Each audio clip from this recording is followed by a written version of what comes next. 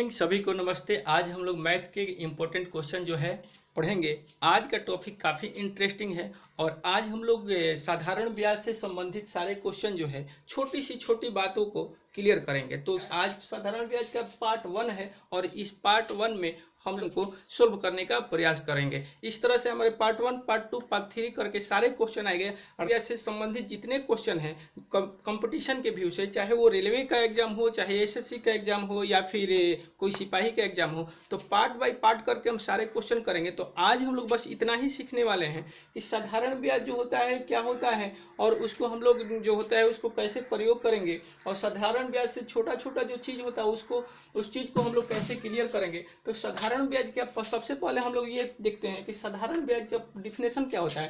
तो कह रहे हैं कि जब ब्याज केवल मूलधन पर एक निश्चित समय के लिए एक ही दर पर लगाया जाता है तब उसे हम साधारण ब्याज कहते हैं। ब्याज जो होता, फिर एक बार फिर से हम लोग रिकॉल कर लेते हैं कि जब ब्याज केवल मूलधन पर एक निश्चित समय की दर पर लगाए जाते हैं तब उसे हम साधारण ब्याज कहते हैं। साधारण ब्याज का जो फॉर्मूला होता है हमारा, साधारण ब्याज बराबर मूलधन गुणे दर गुणे समय बटा 100 होता है। इसी को हम लोग यहाँ शॉर्टकट में लिखे हैं कि एसआई, साधारण ब्याज को हम लोग एसआई कहते हैं, एसआई, और इसका फॉर्मूला होता है P into R into T by 100।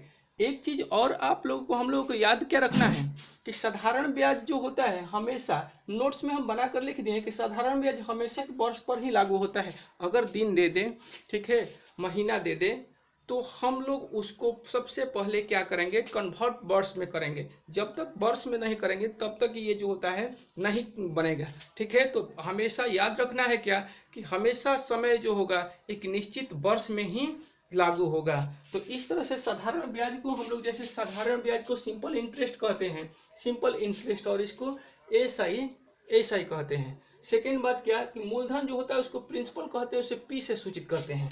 साधारण ब्याज को एसआई, मूलधन को पी, प्रिंसिपल, ब्याज दर जो होता है रेट उसको आर से सूचित करते हैं, और टाइम जो होता है हमारा टी, इस तरह से हम लोग सूचित करते हैं। इस तरह से इसका एक फॉर्मूला होता है। हम मैथ बनाने से पहले आपको और एक चीज बता देना चाहता हूं कि जैसे साधारण ब्याज होता है यानी सिंपल इंटरेस्ट जो होता है, वो जैसे यहाँ लिखे हैं हम P into R into T by 100, ठीक ना, बाई 100 जो होता है। अब जैसे इसमें साधारण ब्याज निकालना होगा तो हम लोग ये फॉर्मूला लगाएंगे, लेकिन कहीं हमको पूछ दिया कि प्रिंसिपल क्या होगा, फिर कहीं पूछ दिया मेरे से दर क्या होगा, फिर कहीं मेरे से पूछ दिया टाइम निकालना होगा। साधारण ब्याज से संबंधित इस तरह से हम लोग चार फार्मूला को, एक ही फार्मूला से हम लोग चार चीज हम लोग निकाल सकते हैं। जब तो इसमें बात क्या, या आप लोगों को याद रखना है कि सिंपल इंटरेस्ट जो होगा गुणे 100, आप लोग देखिएगा, सिंपल इंटरेस्ट गुणे 100, सिंपल इंटरेस्ट गुणे 100। अब आप लोग कहोगे कि जो प्रिंसिपल निकालना होगा तो प्रिंसिपल को इस तरह से प्रिंसिपल निकालना, मूलधन निकालना होगा तो दर गुणे टी से भाग दे देंगे।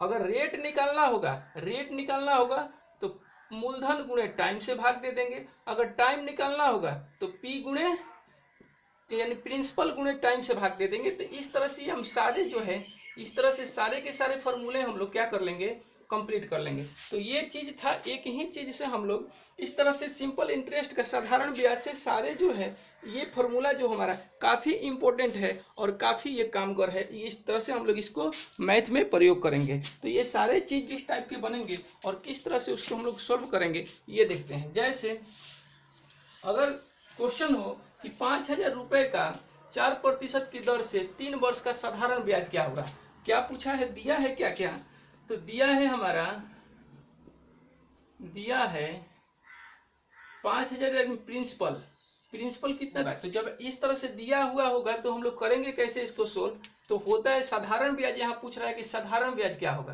तो साधारण ब्याज निकालने के लिए क्या करेंगे, एसआई बराबर होता है P गुणे आर गुणे टी बटा 100। इस तरह से हम लोग निकालेंगे। तो देखिए P कितना दिया है 5,000, दर दिया है 4, और ये दिया है समय दिया है 3 बटा 100। इस तरह से इसको जैसे हम लोग एक जीरो छूट गया है, जैसे इसको सोल्व करेंगे तो हमारा आएगा 50 गुणे 4 गुणे 3। अब आप लोग पूछोगे 100 कहाँ से आया, तो हमेशा दर जो होता है यानी रेट जो ब्याज दर होता है हमेशा जो होता है आर जो होता है हम लोग चलती है 12 12 पचे 60, यानी वो जो होगा 3 वर्ष में हमें 5,000 रुपए का 4% की दर से 600 रुपया ब्याज देना पड़ेगा। अब इसमें एक चीज और होता है कि ये तो हमारा प्रिंसिपल हो गया, मूलधन हो गया। अगर हमको अमाउंट निकालना होता तो क्या होता, यानी मिश्रधन। मिश्रधन क्या होता है,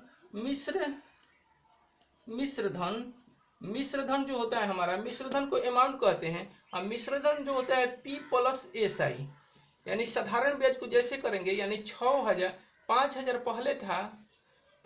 पहले था और 600 रुपये और उसको देना होगा, तो 5,600 रुपये ये जो होगा ये हमारा मिश्रधन कहलाएगा। इस तरह से मूलधन प्लस ब्याज दोनों जो होता है वो मिश्रधन कहलाता है।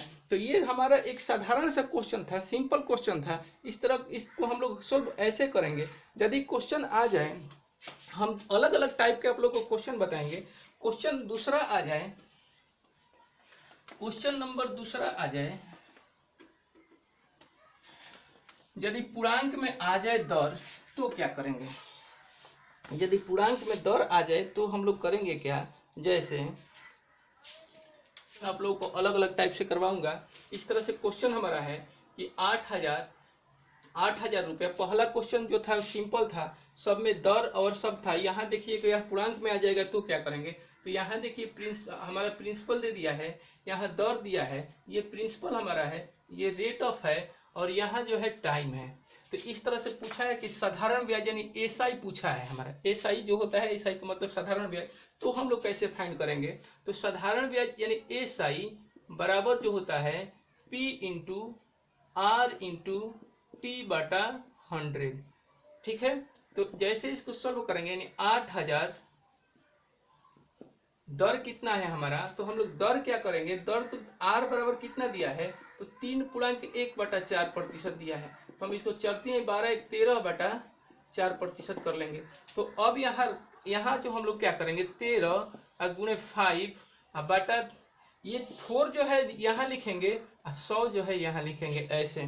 ठीक है, आप लोग क्या करेंगे, ये 13 जो होगा ऊपर हो जाएगा, 4 जो होगा नीचे हो जाएगा। इस तरह से 2 0 से 2 0 कैंसिल हुआ, 4 दूना 8 यानी 20। अब इस तरह से SI यदि हम लोग फाइंड करेंगे तो 20 गुणे 13 गुणे 5 बराबर कितना हो जाएगा, तो 13 दूना 26 गुणे 5 बराबर हो जाएगा 0 0 5 31 के 0 5 दूना 10 3 13। इस तरह से हमारा ये जो होगा सिंपल इंटरेस्ट जो होगा हमारा, इस तरह से 1300 रुपया हो जाएगा। यानी कहने का मतलब 8,000 जो रुपया था 3.1/4% की दर से 5 वर्ष का साधारण ब्याज उसको 1300 रुपया चुकाना पड़ेगा। तो ये हमारा टाइप 2 था। चलिए चलते हैं हम लोग टाइप 3 में। तो सारे टाइप 3 में देखते हैं कि क्वेश्चन क्या है।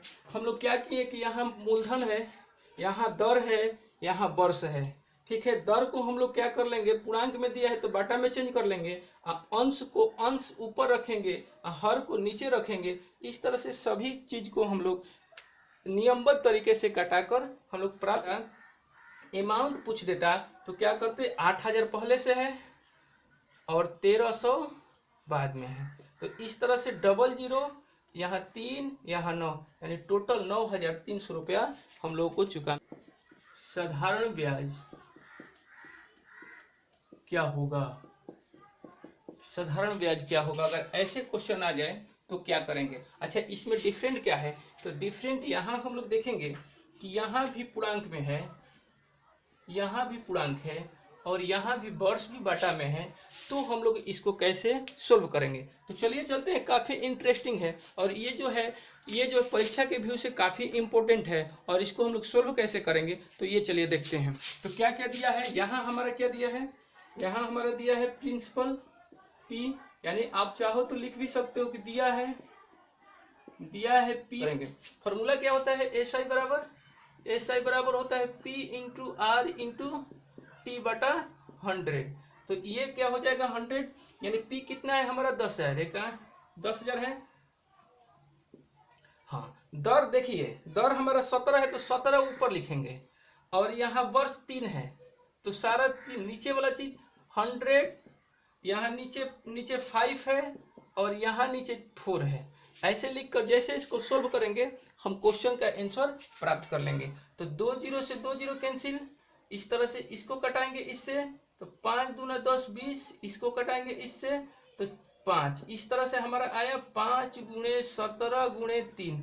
तो इस तरह से टोटल करेंगे तो 17 पचे 85 गुणे 3 बराबर हो जाएगा 15। इस तरह से हमारा जो है साधारण ब्याज जो होगा क्या हो जाएगा, 255 रुपये जो होगा हमारा साधारण ब्याज हो जाएगा। तो ये काफ़ी इंटरेस्टिंग चीज़ है और इसको हम लोग सरल से सरल तरीके से हम लोग सोल्व कर रहे हैं। हम आज जो है केवल बेसिक कंसेप्ट आप लोगों को बता रहे हैं, ठीक ना। इस तरह से पार्ट 2 पार्ट 3 करके सारे जो होगा आप सारे जो होगा क्वेश्चन सोल्व किया जाएगा और काफ़ी आसान से आसान तरीके से इसको सोल्व करने की हम लोग कोशिश करेंगे। तो टाइप 3 हम लोग पढ़ लिए, चलिए चलते हैं हम लोग टाइप 4 पर।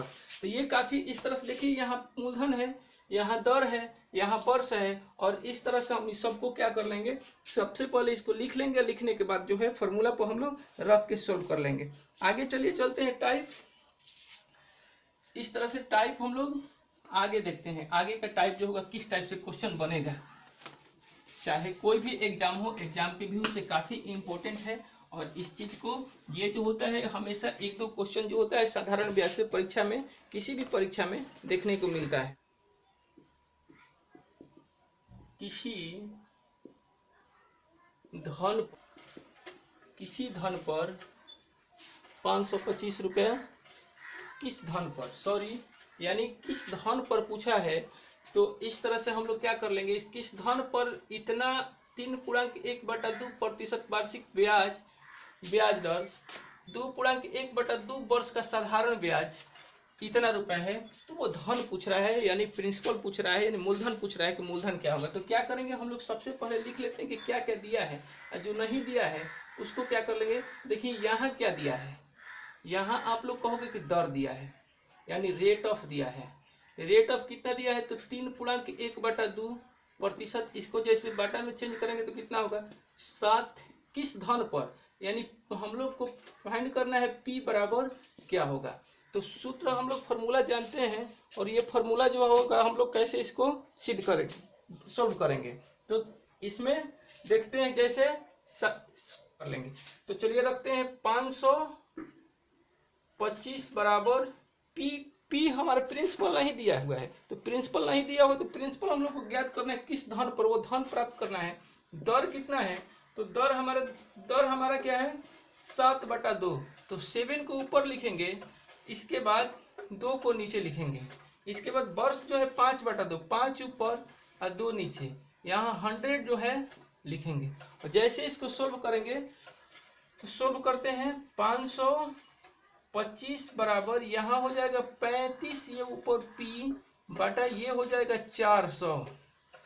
अब इसको जैसे चेंज करेंगे तो 525 गुणे 400 बराबर 35P, इसलिए P बराबर 525 गुणे 400 बटा 35।